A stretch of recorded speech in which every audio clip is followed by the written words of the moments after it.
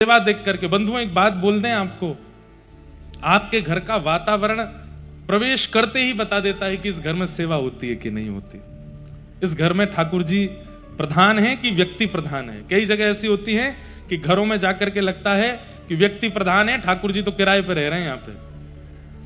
और कई घरों में जाकर के ऐसा लगता है ठाकुर जी मुखिया हैं, ये लोग किराए पर रह रहे हैं यहां पे। ठाकुर जी की भाव से होती है सेवा, और यही होना चाहिए कि ठाकुर जी प्रधान हो घर में, उनको पूछ करके प्रसादी। अभी मैं बंबई में था, पुणे के एक हमारे भक्त हैं, कथा सुनते हैं, दीक्षा भी ली, आए, बोले महाराज जी हमने एक नई युक्ति की है, दोनों पति पत्नी जॉब करते हैं, पर हम सोचते हैं कि सेवा हम ज्यादा नहीं कर पाते, तो हम एक बार में सुबह जल्दी उठ करके ठाकुर जी की पूरी सेवा करते हैं। और उसमें भी आपने कथा में कहा कि राग, भोग और श्रृंगार, तीन में से कोई भी एक निपुण होना चाहिए। या तो राग में निपुण हो, या श्रृंगार में निपुण हो, या भोग में निपुण हो, किसी एक चीज में तो परिपूर्णता आनी चाहिए। ठाकुर जी को सुंदर सुंदर गा करके सुना सको तो बहुत अच्छा। अगर आप कहो कि महाराज जी कंठ इतना अच्छा नहीं, वाद्य बजाने आते नहीं, तो अपने श्रृंगार को अच्छा करो, अच्छा अच्छा श्रृंगार करो। आपको ठाकुर महाराज जी श्रृंगार भी नहीं हो पाता हमसे, तो कम से कम भोग तो अच्छा धराओ ठाकुर जी को, कोई एक चीज तो बढ़िया करो।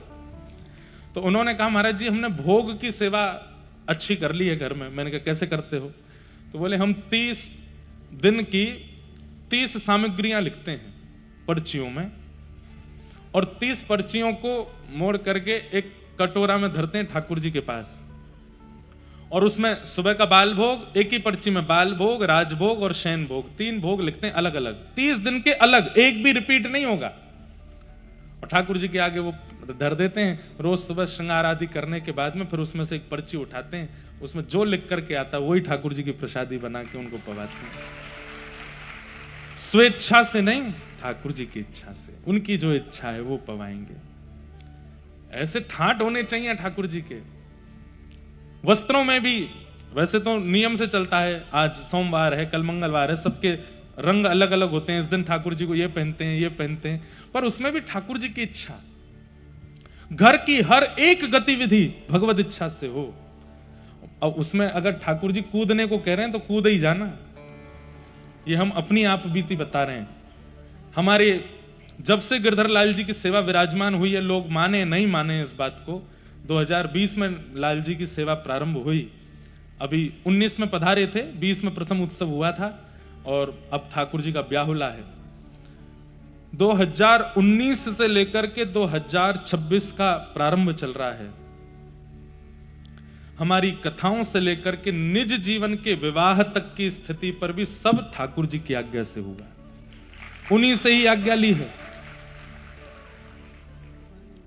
कहां क्या करना है, कैसे करना है, किससे मिलना है, किससे नहीं मिलना है, क्या पहनना है, क्या नहीं पहनना है, किसको स्वीकार करना है, किसको अस्वीकार करना है, बड़े बड़े जितने भी डिसीजन होते हैं सब लाल जी के आगे पर्ची डालते हैं। जो आ जाती है उसमें भले ही घाटा हो, लेकिन वही करेंगे जो ठाकुर जी ने कहा।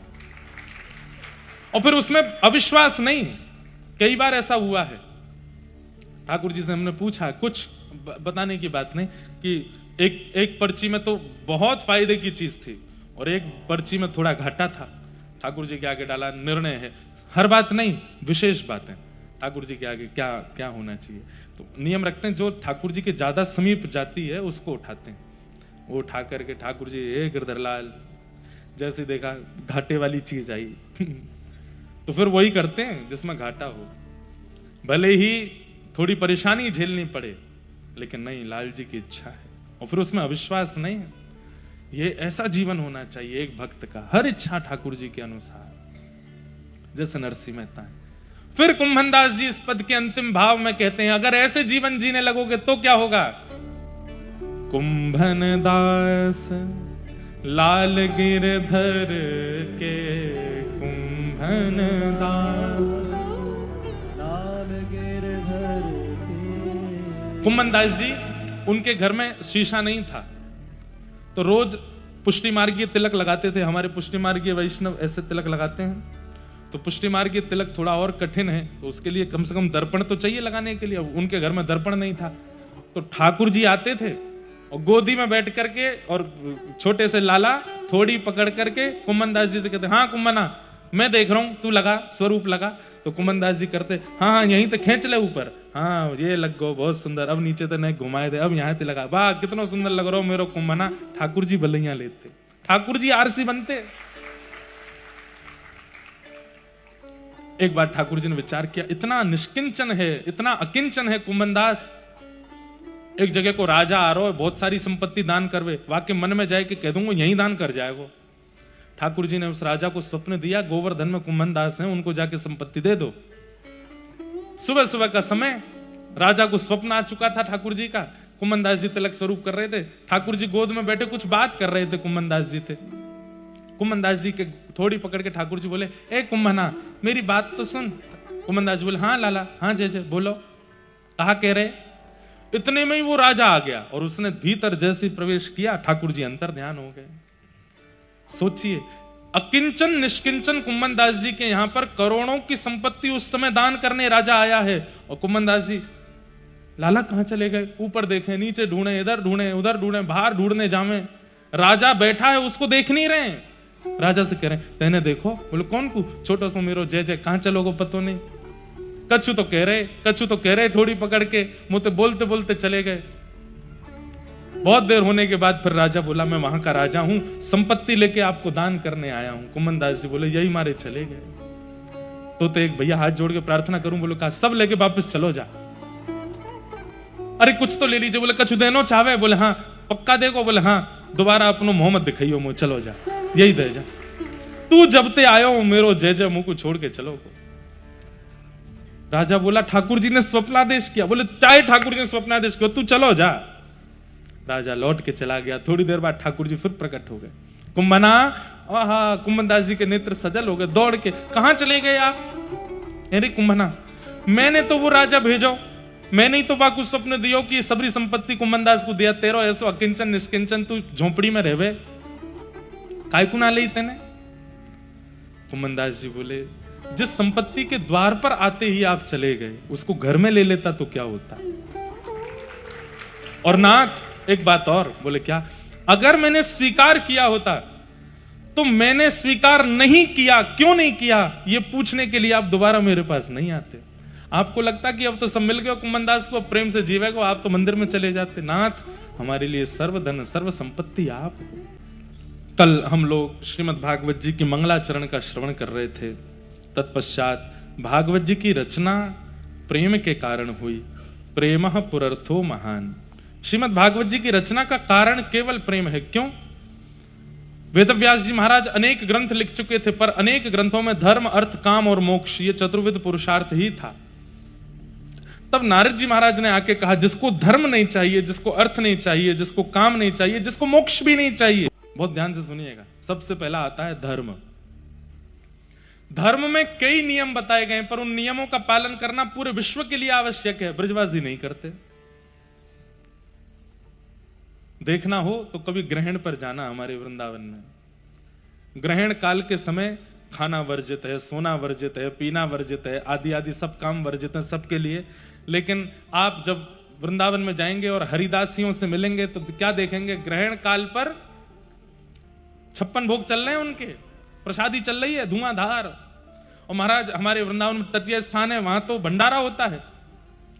तो वो कहते हैं, भैया तुम ग्रहण काल है, काय को खा रहे हो? बोले अरे ग्रहण ना है। बोले तू ना जाने, चंद्र ग्रहण होता है। तो वो कहते हैं, बोले चंद्रमा कौन है? बोले चंद्रमा हमारी श्री जी हैं। और बोले बात चंद्रमा के ऊपर ये कालो कालो ये श्याम सुंदर आयो है, आज श्री जी पे श्याम सुंदर आए, हमारे भंडारा होएगो। हमारा ब्रजमंडल धर्म से परे बातें करता है, इसलिए कई धार्मिक लोग ब्रजवासियों की बात सुनकर के कभी कभी डिबेट करने आ जाते हैं, ये कैसे हो सकता है?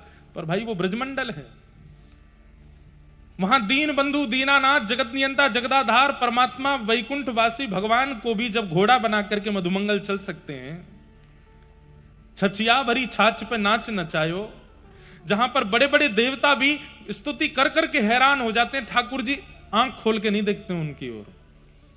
छछिया कहते हैं ये हाथ के बीच वाले हिस्से को, सीधा हाथ करके जो ये गड्ढा बनता है इसको छछिया बोलते हैं।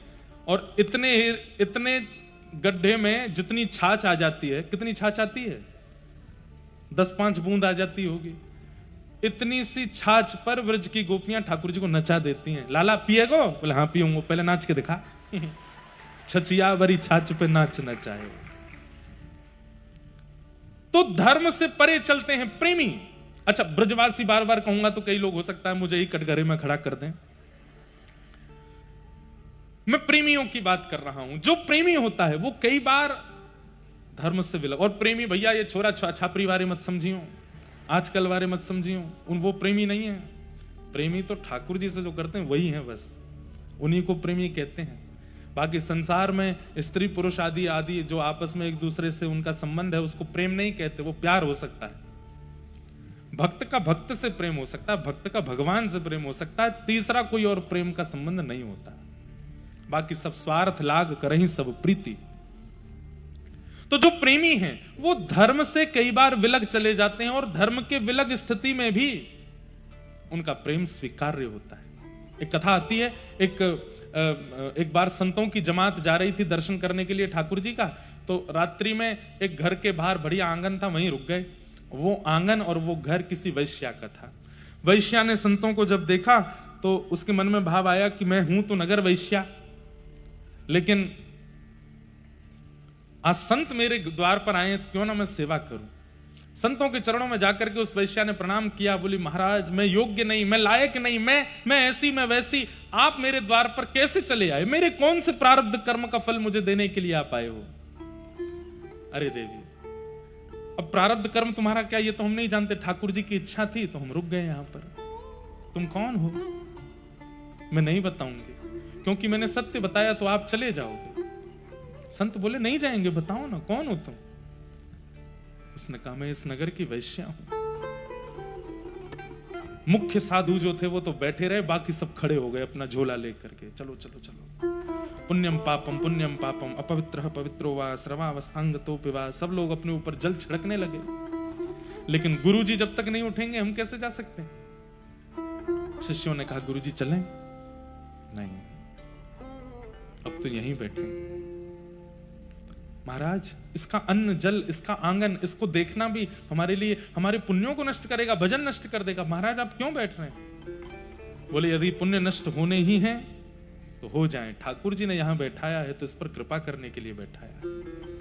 हम साधु केवल इसलिए बने हैं कि जो दक्षिणा दे, जो माला पहनावे, जो प्रणाम करे, जो नियम से रहे, उसका ही खाना है।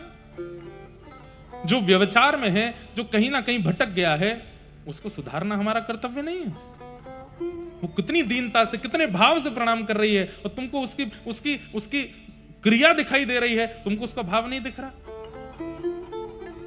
देखो बेटी, हम तुम्हारा अन्न स्वीकार नहीं कर सकते, हम तुम्हारा जल भी नहीं पी सकते, हम तुम्हारी कोई भी सामग्री नहीं ले सकते, क्योंकि उसमें पवित्र क्रिया से कमाई गई वस्तु नहीं है।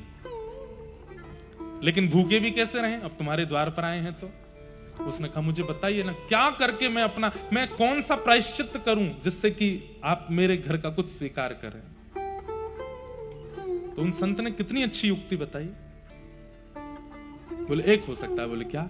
तुम्हारे घर में जितना धन है, जितना भी धन है, 1 रुपया भी मत बचाना, सब कुछ लेकर के आओ, उस सबसे जितना सोना हो सके खरीदो और उस सोने का दिव्य मुकुट बनवाओ, ठाकुर जी को भेंट करो, ठाकुर जी को अर्पित करो। अपना सर्वस्व ठाकुर जी के श्री शीश पर चढ़ा दो। हमको अर्पित करोगी, हम स्वीकार नहीं कर पाएंगे, हमें तप करना पड़ेगा, भजन करना पड़ेगा, तब जाके तुम्हारे द्वारा दिया गया वस्तु हम पचाने के अधिकार। पर इतना तप नहीं कि हम तुम्हारा धन ले सकें, ठाकुर जी तो स्वीकार करेंगे। वो तो रोम रोम पुलकित हो गया। और दूसरी क्रिया, अब इस क्रिया को छोड़ो, अब तो अपना शेष जीवन ठाकुर जी के भजन में लगाओ। बोलो मुझे स्वीकार है। उस वैश्या ने अपना घर बेच दिया, उसके पास जितना धन था सबसे सोना खरीद करके एक दिव्य मुकुट निर्माण कराया। संतों ने कहा अब इस मुकुट को लेकर के हम जाएंगे मंदिर में, ठाकुर जी को अर्पित करेंगे। नाचते हुए संत जन जा रहे हैं, सिर पर मुकुट लेकर के। मंदिर में पहले ही पहुंचा दिया था संदेश कि हम दिव्य मुकुट ठाकुर जी को अर्पित करने ला रहे हैं। और वो वैश्या सबसे पीछे चल रही है, बस उन संतों की प्रसन्नता को देख करके ही वो आनंदित हो रही है। उसको लग रहा है कि इतने सारे ठाकुर जी ही नृत्य कर रहे हैं मानो। संत ने जब उस वैश्या को देखा, बोले अब तुम पवित्र हो गई हो, हमारी इच्छा है कि मुकुट लेकर के तुम जाओ मंदिर के अंदर अब तुम मुकुट लेके, बोले मैं अधिक नहीं, अब तुम सब पवित्र हो चुकी हो। बंधुओं, व्यक्ति अपने दुष्कर्म का जिस दिन मन, बुद्धि और क्रिया से त्याग करता है, उसी दिन ठाकुर जी उसको क्षमा कर देते हैं, उसके पूर्व के किए हुए पाप से। दो बातें हैं, एक तो पूर्व के पाप को या पूर्व की क्रिया को स्वीकार करके उसके प्रति कोई प्रायश्चित भाव रखे, और दूसरा उस क्रिया को पुनर् ना करने का संकल्प ले ले। ठाकुर जी इतने में ही क्षमा कर देते हैं, बस अब मुझे याद ही नहीं कि तुमने पहले किया क्या था, भूल गया मैं, इतने से ही प्रसन्न हो जाते हैं। ताली तो बजाई आपने, पर याद रखना है इस बात को कि आप सबको पता है कि मेरा ऐसा कौन सा कर्म है जिससे ठाकुर जी नाराज हो सकते हैं। उस क्रिया का संकल्पबद्ध होकर के त्याग करो कि नाथ दोबारा नहीं करूंगा, और इसका जो प्रायश्चित होगा या जो दंड होगा वो मुझे अगले 7 दिन में आप दे दीजिए, मैं वचन देता हूं दोबारा नहीं करूंगा। ठाकुर जी क्षमा कर देते हैं, उसी समय भूल जाते हैं। मैं तो भूल गो, तेने कहा कियो, मुझे याद ही ना है, ठाकुर जी भूल जाते, बुला देते। वैश्या को कहा अब ठाकुर जी विस्मृत हो गए हैं, तुम लेके चलो मुकुट। जैसे वो वैश्या सिर पर एक थाल में मुकुट लेकर के जाने लगी, पर ठाकुर जी भी परीक्षा की अवधि कभी कभी बढ़ा देते हैं। पुजारी सब खड़े हो गए द्वार पर, हम इस वैश्या को भीतर नहीं घुसने देंगे, इसके द्वारा निर्मित मुकुट पहना रहे हैं, यही बहुत बड़ी बात है। आपने इसका स्पर्श करा दिया, इसके सिर पर धर के ला रहे हो, इसको पूरी सवारी निकलवा के इसके हाथों से मुकुट नहीं पहनेंगे ठाकुर जी। तो साधु ने जाकर के पुजारियों से बड़ी शास्त्रार्थ किए, हर तरीके से कैसे भी बोली यही पहनाएगी ठाकुर जी को मुकुट। अंततोगत्वा पुजारी हार मान गए, सबने द्वार खोल दिया, बोले ठीक है अब चलो। जैसे ही वो वैश्या भीतर प्रवेश करने लगी, उसी समय उसको मासिक धर्म हो गया, रुक गई वहीं, तुरंत मुकुट नीचे धर दिया, हाथ जोड़ के बोली शायद ठाकुर जी ही नहीं चाहते हैं मेरे हाथ से मुकुट धारण करना। आपने तो बहुत प्रयास किया कि मैं कैसे भी पवित्र हो जाऊं, हर प्रकार से मैंने सब कुछ किया, धन लगा दिया, ये कर दिया, घर बार बेच दिया, जीवन का पूरा का समर्पण ठाकुर जी के नाम के प्रति कर दिया, पर देखिए ना ये अभी ही होना क्यों आवश्यक था, ठाकुर जी शायद स्वीकार नहीं करना चाहते। साधु के नेत्रों में आंसू आ गए, बोले ठाकुर जी संसार निष्ठुर हो गया, ये सब ब्राह्मण निष्ठुर हो गए, साधु भी निष्ठुर हो गए थे, पर आप निष्ठुर हो गए, ये मुझे समझ नहीं आ रही बात। ये तो आपके हाथ की बात थी, आप चाहते तो इसको पवित्र ही रहने देते, फिर ये क्यों हुआ? जब उस साधु के नेत्रों से अश्रु जल गिर करके नीचे पृथ्वी पर गिरे, तभी क्या देखते हैं, दिव्य तेज प्रकट हुआ, और मंदिर में जो विराजमान ठाकुर जी थे वो स्वयं चल करके बाहर आ गए, और बाहर आकर के सिर झुका करके बोले इस वैश्या के हाथ से ही मुकुट पहनूंगा, ये पहना दे। ऐसी अवस्था में उस वैश्या ने अपने हाथ से मुकुट उठा करके ठाकुर जी के शीश पर धारण कराया और वहीं प्राण त्याग दिए, ठाकुर जी में विलीन हो गए। सोचिए, जब व्यक्ति प्रेम की पराकाष्ठाएं पार कर जाता है तो कहीं ना कहीं पाबंदी और धर्म की जो एक प्रकार से कहते हैं परकोटा है, वो लांग जाता है व्यक्ति, और लांग नहीं जाता, ठाकुर जी लंगवा देते हैं। हम सबको धर्म के अधीन रहना चाहिए, पर कई बार प्रेम की अवस्था ऐसी ठाकुर जी के प्रति हो जाती है कि वो उससे ऊपर चले जाते हैं। धर्म, प्रेमी धर्म से ऊपर उठ जाता है। दूसरा है अर्थ, प्रेमी को अर्थ की इच्छा भी नहीं होती, आकाश वृत्ति से रहता है। आकाश वृत्ति किसको कहते हैं? आकाश वृत्ति कहते हैं कोई खिला जाएगा तो खा लेंगे, कोई पहना जाएगा तो पहन लेंगे, कोई दे जाएगा तो बैठ जाएंगे, कोई पिला देगा। ये आकाश वृत्ति से भी कई महापुरुष रहते हैं। हमारे व्रजमंडल में असंख्य महापुरुष आकाश वृत्ति से रहते हैं, उनकी भरपाई ठाकुर जी ही करते हैं। कौन खिलाता है कौन देता है कुछ नहीं पता। प्रेमी को अर्थ की भी इच्छा नहीं होती, धर्म की इच्छा नहीं, अर्थ की इच्छा नहीं, प्रेमी की कोई कामना नहीं होती, कोई कामना नहीं, धर्म अर्थ काम, और सबसे बड़ी बात प्रेमी को मोक्ष की भी इच्छा नहीं, मुक्ति नहीं चाहिए। तो अब इस विषय में तो बोलना बहुत कुछ आ सकता है कि प्रेमी व्यक्ति धर्म अर्थ काम मोक्ष से ऊपर उठ जाता है। हमारे बिहारी जी में आरती होती है बिना घंटी के, घंटी नहीं बजती बिहारी जी में, कभी जाओ आरती होती है, पूछो क्यों नहीं होती? पूरे ब्रह्मांड में बिना घंटी के आरती नहीं होती, बिहारी जी में घंटी नहीं बजती। लाला है छोटा सा, घंटी बजाएंगे तो डर जाएगा। लो धर्म से परे की बात। पूरे विश्व में ठाकुर जी उठते हैं सुबह 4 बजे, 3 बजे, 3:30 बजे, 2:45 बजे। बद्रीनाथ में 3 बजे इतनी कड़ाके की ठंड में ठाकुर जी का अभिषेक होता है। और ब्रज में हमारे बिहारी जी 8 बजे उठते सो के, बच्चों नेक्सो सो लाल आए, देरी ते सोवे, 12-12 घंटा की नींद पूरी करे अपनी। ऐसे ठाकुर जी। नाथ द्वारा चले जाओ, वहां ठाकुर जी का शयन रात्रि 6 बजे ही हो जाता है। शाम को 6, 6:30, 7 बजे ठाकुर जी गए विश्राम में। बोले क्यों? बोले जब नंद भवन में ठाकुर जी रहते थे, नंदरानी यशोदा आदि के समय पर ठाकुर जी इसी समय सोते थे। और कम से कम 12 घंटा ठाकुर जी की नींद होनी चाहिए। 4 वर्ष के लाला हैं, 6 बजे सो जाते हैं, सुबह 5-6 बजे उठते हैं। फिर धर्म से ऊपर की चर्चाएं, प्रेम धर्म से ऊपर ले जाता है।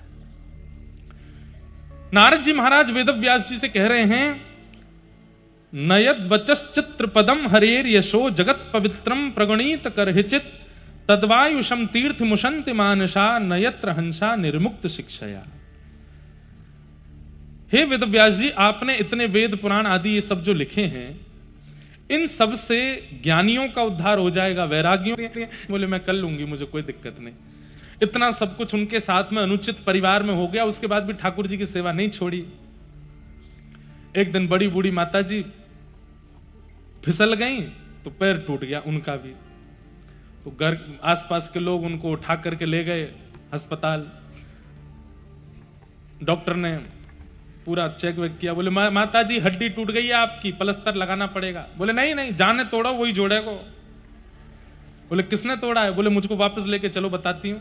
बोले अरे सूज जाएगा पैर, टूट गई है हड्डी। बोले लेके तो चलो। वापस मंदिर में लेके आए। चतुर्भुज भगवान थे, उनके सामने खड़ा किया मैया को। पैर टूटा हुआ है। मैया बोली एक पत्थर लेके आओ। कोई पत्थर लेके आयो तो पत्थर उठा के बोली ठाकुर जी से, मेरो पैर तोड़ दियो तेने, अब मैं तेरो पैर तोड़ूंगी। पहले मेरो ठीक कर, नहीं तो तेरो तोड़ दूंगी। तेने मेरो पति छीन लियो, बेटा छीन लियो, तब भी मैंने तेरी सेवा ना छोड़ी, और तेने आज मेरो पाम तोड़ दियो, अब ही तोड़ू। सब बोले अरे मैया क्या कर रही हो? इतने में ही कड़क करके आवाज आई, मैया को पाम सीधो है। ठीक है, ठाकुर जी ने कर दियो। आप लोग इससे प्रेरणा लेकर के कुछ मत करना। बुखार आ जाए तो ठाकुर जी कोई एसी के सामने रुक जाते हैं, मुझे बुखार चढ़ाया तो भी चढ़ेगा, अब आप नहीं करना। पर जब प्रेम की पराकाष्ठा इतनी ऊंची पहुंच जाती है ना, तो व्यक्ति जानबूझ करके नहीं करता, उसके व्यवहार में होती हैं ये सारी चीजें। जानबूझ के नहीं करता, वो उसके व्यवहार से होने लगती, उसके विचार व्यवहार सब प्रेम युक्त हो जाते हैं। तो प्रेम धर्म अर्थ काम मोक्ष से ऊपर की चर्चा है। नारद जी महाराज ने व्यास जी से कहा जो प्रेमी हैं उनके लिए आपने क्या लिखा? तब व्यास जी बोले मैं क्या लिखूं, आप मुझे आज्ञा करो। तब नारद जी महाराज ने कहा आप समाधि लगाओ और ठाकुर जी के प्रभाव का नहीं, स्वभाव का वर्णन करो। ठाकुर जी का प्रभाव तो पूरा विश्व जानता है। आप चारों वेदों में, अनेक पुराणों में ठाकुर जी का प्रभाव वर्णन कर चुके हो। अब ठाकुर जी का स्वभाव दिखाओ। वो प्रेमी कैसे हैं, उनका हृदय कैसा है, उनका मन कैसा है, उसके बारे में चर्चा करो। हमारे ब्रज में बिंदु जी महाराज करके एक लेखक हुए, कथा भी करते थे रामचरितमानस की, बहुत सुंदर। उनकी पंक्तियां इतनी सुंदर हैं। आजकल के युवाओं से मेरी प्रार्थना, कभी बिंदु जी का साहित्य घर लेकर के आओ। उनकी एक किताब है, उसका नाम है मोहन मोहिनी। क्या नाम है? मोहन मोहिनी। वो लेके आइएगा, उसको पढ़िएगा। रात में सोने से पहले एक पद पढ़ो, उसमें इतने सुंदर शब्द, थोड़े थोड़े कहीं आपको उर्दू अल्फाज मिल सकते हैं, पर बहुत अद्भुत। उनकी एक व्याज स्तुति है। व्याज स्तुति किसको कहते हैं? व्याज स्तुति कहते हैं छेड़ते हुए स्तुति करना।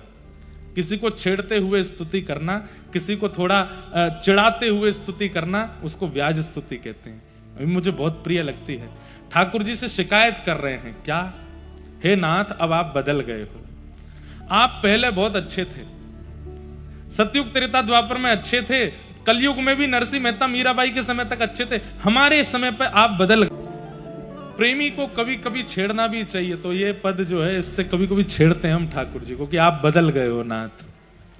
क्योंकि कई बार प्रेमी प्रेम से नहीं मानता, लेकिन ऐसे व्याज स्तुति करते हैं तो उसे थोड़ी ये बात लगने लगती है। प्रेमियों से ऐसा ही कहा जाता, अब तो आप भूल गए हमें, अब तो आप आते नहीं हैं, अब आप बड़े आदमी हो गए हैं, अब आप ऐसा हो गए। तो प्रेमी उसके मन में बात लगती है, बोले अरे नहीं ऐसा नहीं बोलो, हम ऐसा नहीं, हम आएंगे आपके यहाँ बैठेंगे, ऐसा होता है। तो ऐसे ठाकुर जी को भी कभी कभी छेड़ना चाहिए, नाथ कि आप बदल गए हो। देखो व्यास जी कथा सुनाते हैं, आप भक्तों पे कैसा अनुग्रह करते हैं, हमने क्या कमी छोड़ रखी है, हम पे क्यों नहीं करते आप, हम पर ऐसा अनुग्रह कृपा का आपका क्यों नहीं है, कभी कभी शिकायत।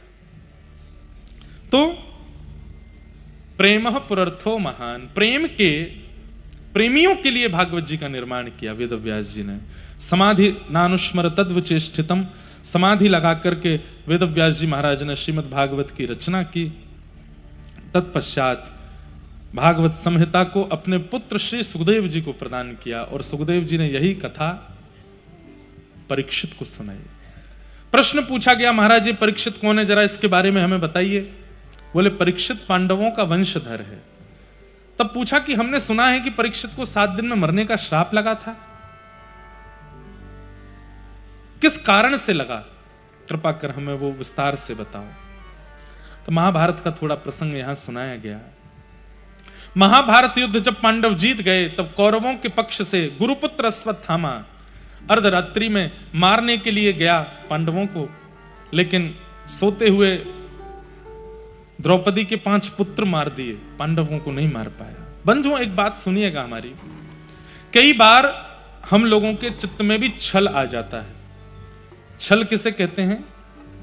छल का मतलब होता है छुप करके, छुपाव करके, कपट करके कोई क्रिया हम करते हैं, उसको छल पूर्वक छल कहते हैं। या किसी के साथ विश्वासघात करते हैं।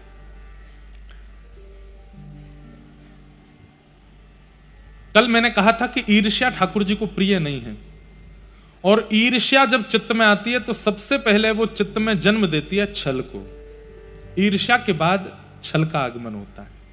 अगर ईर्ष्या ना आवे तो छल कभी नहीं आ पाएगा। छल का और ईर्ष्या का मात्र पुत्र का संबंध है। तो जैसे ही ईर्ष्या आपके चित्त में होगी, आप पाप से महापाप की श्रेणी में आने लग जाओगे। फिर धीरे धीरे छल आएगा, कपट आएगा, द्रोह आएगा, हिंसा आएगी, आतंकवाद आदि तक की स्थिति पर आप पहुंच जाओगे। और एक समय ऐसा आएगा कि दया नाम की वस्तु क्या होती है ये आपको समझ में ही नहीं आएगा। दया किसको कहते हैं? किसी की पीड़ा, किसी का रोना, किसी का बिलखना, किसी का व्याकुल होना, भयभीत होना। एक बात सुनिएगा, बहुत ध्यान से सुनिए। एक पैरामीटर बताता हूं आज आपको, इधर देखिए सब लोग। जिस व्यक्ति को छोटे से छोटे दुख देख करके भी, कष्ट देख करके, सामान्य सी दुख पीड़ा की बातें सुनकर के भी नेत्र सजल हो जाते हो, समझ जाना हृदय का बहुत पवित्र है। और किसी के सामने भयंकर दर्दनाक परिस्थिति भी प्रकट हो जाए और तब भी उसे वो सामान्य रूप से ले ले, उसके चित्त में ज्यादा विचलनता ना हो, कहीं ना कहीं उसके चित्त में पाप की स्थिति ज्यादा है। आप ये मत सोचना कि किसी की बोल्डनेस पर या किसी के बिल्कुल कई लोग होते हैं ना, बड़े हृदय के पक्के होते हैं, हृदय उनका बड़ा कठोर होता है, बड़ी बड़ी चीजों को भी झेल लेते हैं, उन लोगों के लिए बात नहीं है।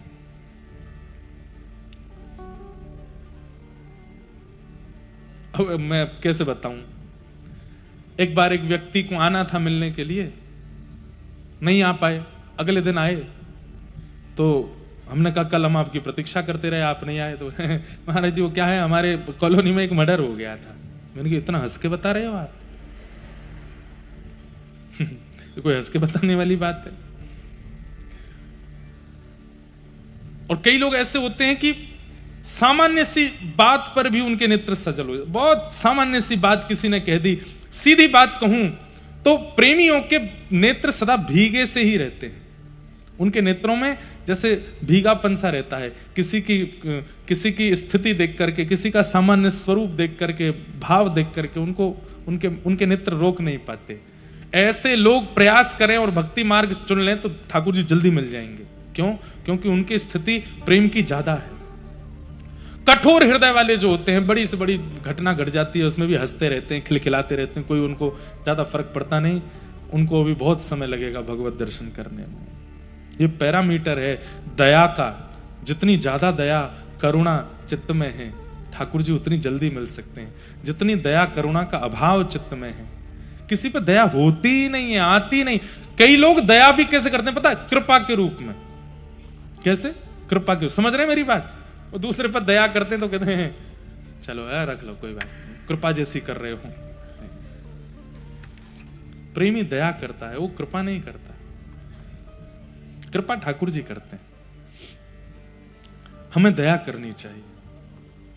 हां, संतों से, वैष्णवों से, आचार्यों से हम इच्छा कृपा की करें कि हम पर कृपा करो, पर उन्हें भी दया ही करनी चाहिए। वो दया ही करें। दया की अधिकता और दया की शून्यता हमारी हृदय की स्थिति और भगवत प्राप्ति में कितना विलंब होगा इसको बताती है। अपनी दया की पराकाष्ठा नापी है, कितनी है?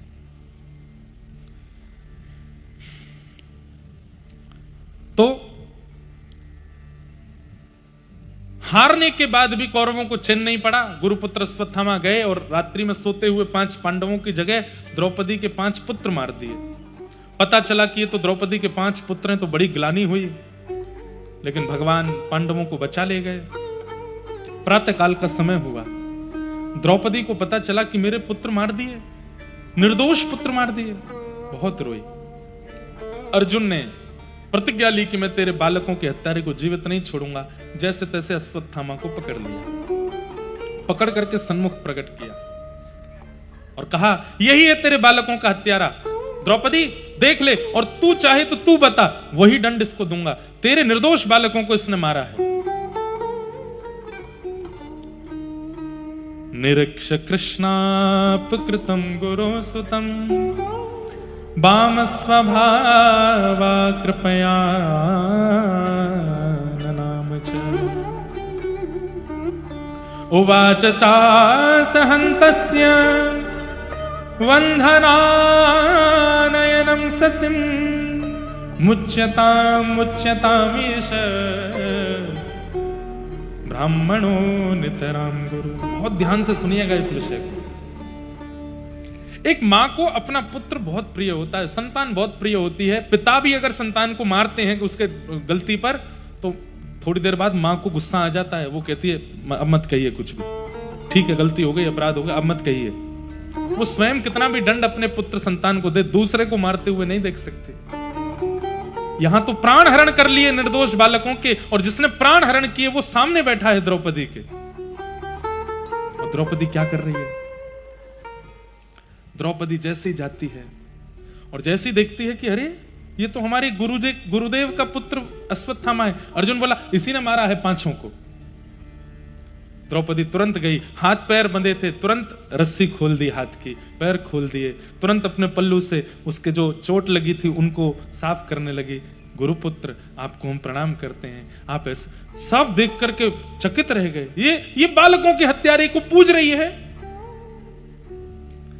सब देख करके चौंक गए, पर दूर खड़े द्वारिकाधीश के नेत्र सजल हो गए। बोले यही तो मुझे प्रिय है, ये क्षमा, ये करुणा, ये दया, यही तो ठाकुर जी को प्रिय है। बंधुओं, कोई व्यक्ति हमारे साथ अनुचित करता है, ठीक है वो हमारा कोई प्रारब्ध, लेकिन उस अनुचित के परिणाम में हम क्या करते हैं ये ठाकुर जी बहुत ध्यान से देखते हैं। अब तुम क्या करोगे? अनुचित करे तो परिणाम में दया होनी चाहिए। कोई व्यक्ति जघन्य पाप करे तो उसको दंड आदि देना ही चाहिए, उसके लिए दंड निर्मित है ही।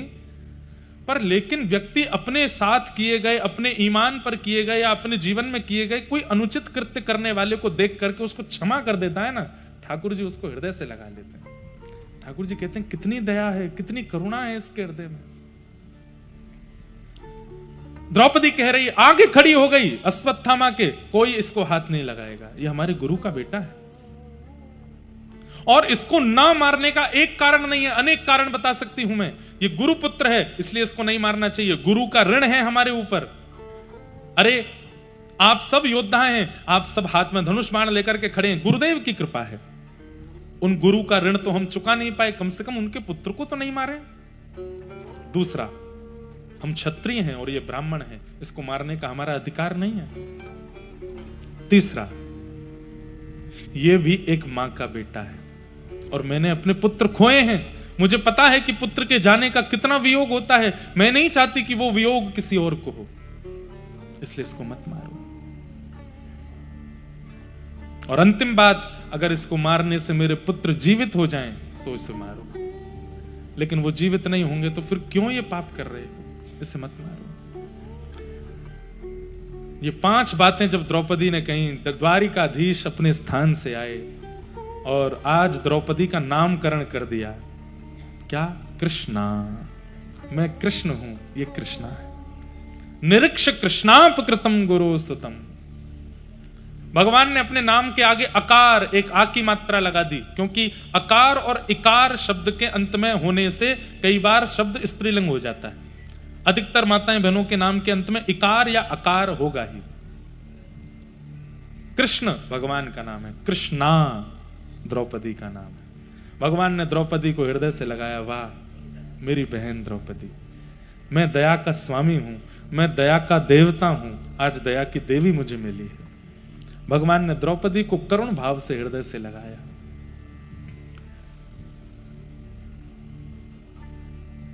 लेकिन असली परीक्षा तो अर्जुन की हो रही है, क्योंकि अर्जुन ने प्रतिज्ञा ली थी कि जिसने मारा है 5 बालकों को उसको जीवित नहीं छोड़ेगा, और क्षत्रिय अगर अपनी प्रतिज्ञा लेके पूरी ना करे तो उसको नरक जाना पड़ता है।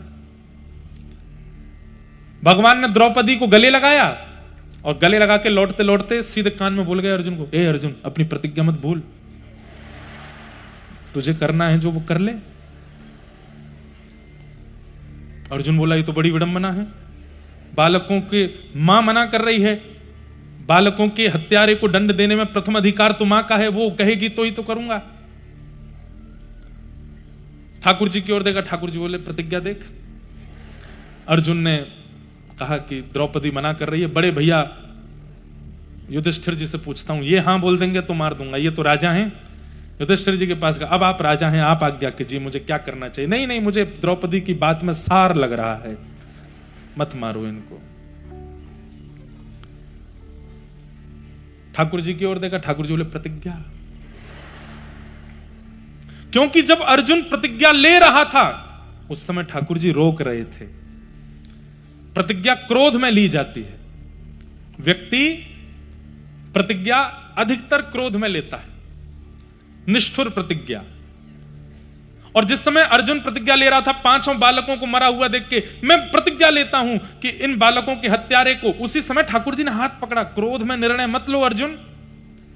अर्जुन ने ठाकुर जी का हाथ हटा दिया था। क्रोध में व्यक्ति ये भी नहीं देखता कि गुरु खड़े हैं, कि पिता खड़े हैं, कि ठाकुर जी खड़े हैं। इसलिए बंधुओं, क्रोध बहुत बुरा है। कभी भी क्रोध में कहीं जाओ, कथा में, मंदिर में और सत्संग में क्रोध में नहीं जाना चाहिए। क्रोध में नहीं, क्रोध अपवित्र करता है हृदय को। जिस प्रकार स्नान करने के बाद में अगर कोई कीचड़ डाल दे तो पुनः नहाना पड़ता है, ऐसे ही शुद्ध हृदय के बाद यदि क्रोध आ जाता है तो आप उतने ही अपवित्र हो गए हैं जितने कीचड़ डलने पे होता है। आपको पुनः शुद्ध करना पड़ेगा अपने आप को। क्रोध में कभी मंदिर मत जाओ, क्रोध में कभी कथा में मत जाओ, क्रोध में कभी सत्संग में मत जाओ। और अंतिम बात, जीवन के कोई भी निर्णय कभी क्रोध में मत लो, क्योंकि क्रोध अपवित्र करता है वाणी को, विचारों को। आप देखो, व्यक्ति बोलता है बड़े सधे हुए शब्द, क्रोध जैसे ही आता है उसके शब्दों में गाली का प्रयोग होना, अपशब्दों का प्रयोग होना प्रारंभ हो जाता है।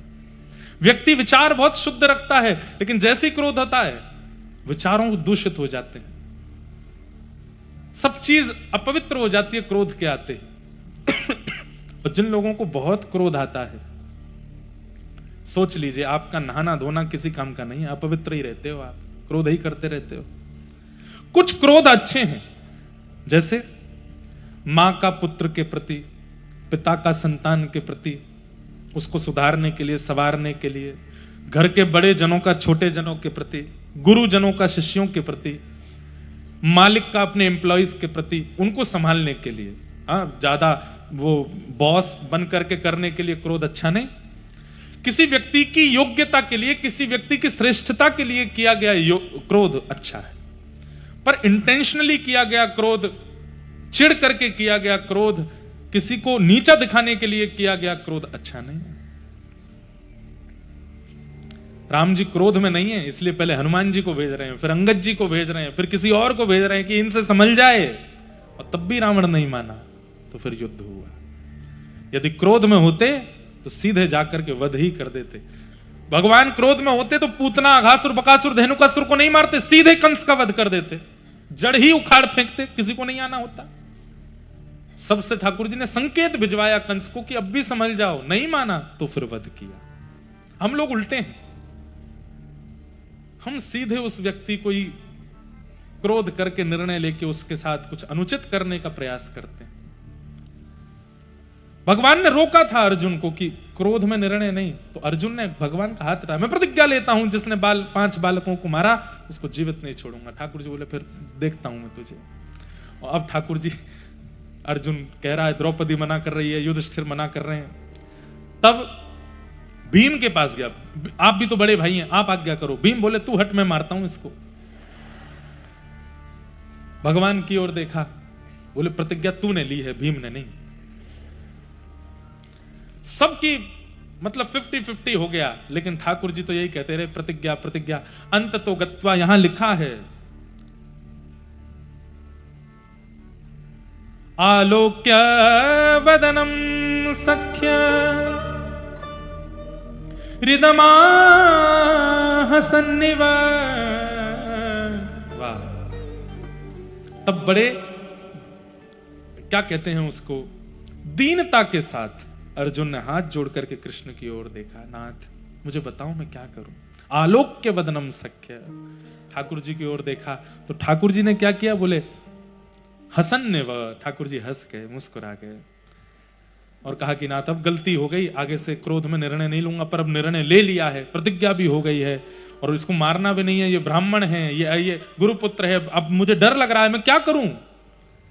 ठाकुर जी ने फिर उत्तर दिया, ब्रह्म बंधुर न हंतव्य आतताई वधार्हण मय्यैवो भयमाम्नातं परिपायानुशासनम्। ब्राह्मण कैसा भी क्यों ना हो अर्जुन, उसको मारना नहीं चाहिए। मृत्यु का अधिकार, मृत्यु दंड का अधिकार 2 लोगों के लिए शास्त्र के अनुसार नहीं है, एक तो स्त्रियों को, एक ब्राह्मणों को। जघन्य अपराध करने पर भी इनको मृत्यु दंड देने का विधान नहीं है। अब लॉ कुछ कहता है, हमारे यहां कुछ वो अलग बात है, पर माताओं को और ब्राह्मणों को मृत्यु दंड नहीं। आप लोग कहेंगे महाराज जी सबके लिए समानता होनी चाहिए, ये ब्राह्मणों को ज्यादा पक्ष क्यों ले लेते हैं। ठाकुर जी पक्ष नहीं ले रहे हैं, आपको असलियत पता ही नहीं है। ठाकुर जी क्या कह रहे हैं, ब्राह्मणों को दंड मत दो। क्यों? आप ज्यादा दंड दे नहीं पाओगे। अगर ये कुछ अनुचित कृत्य करेंगे तो इनको दंड मैं स्वयं दूंगा। ठाकुर जी दंड देने के लिए, दंड पाणी है उनका नाम। सोचिए, कई बार ऐसा होता है कि अपना कोई गलती कर दे ना तो अपने लोग कहते हैं बाहर के लोग ज्यादा मारेंगे, खुद ही मार लो इसको। 2-4 थप्पड़ धर देते हैं, फिर हमने पीट लिया, अब आप मत कहो, उसको ले जाकर मैंने बचा लिया, इनके हवाले हो जाता तो बहुत पिटाई होती। तो ठाकुर जी कहते हैं भाई तुम सब लोग ब्राह्मणों को आंक करके दंड मत दो। क्यों? क्योंकि वे ब्राह्मण हैं, उनकी पोस्ट इतनी ऊंची है कि उनको गलत करने का अधिकार नहीं है। लेकिन फिर भी अगर वो गलत करते हैं तो आप कुछ मत कहिए, आने दीजिए मेरे पास, मैं देखूंगा उनको। और जब ठाकुर जी दंड देते हैं ना तो फिर दंड पाणी बनते हैं वो। और दंड पाणी भगवान का वर्णन है भागवत में, आप बैठे बैठे कथा में सुनेंगे तो आपका हृदय कांपने लगेगा, इतना भयभीत स्वरूप है ठाकुर जी का दंड पाणी। यमराज भी कांपते हैं दंड पाणी एवं। तो कोई पक्ष नहीं ले रहे ठाकुर जी, और कहने को ले भी रहे हैं, लेकिन एक तरह से भक्तों को, ब्राह्मणों को, वैष्णवों को, संतों को गलत करने पर ठाकुर जी कहते हैं तुम मत कहो, तुम उनके प्रति वैष्णव बुद्धि रखो, वो गलत कर रहे हैं तुम फिर भी उनको प्रणाम करो, उनको मैं देखूंगा। और जब मैं देखूंगा वैसा कोई नहीं देख पाएगा उनको।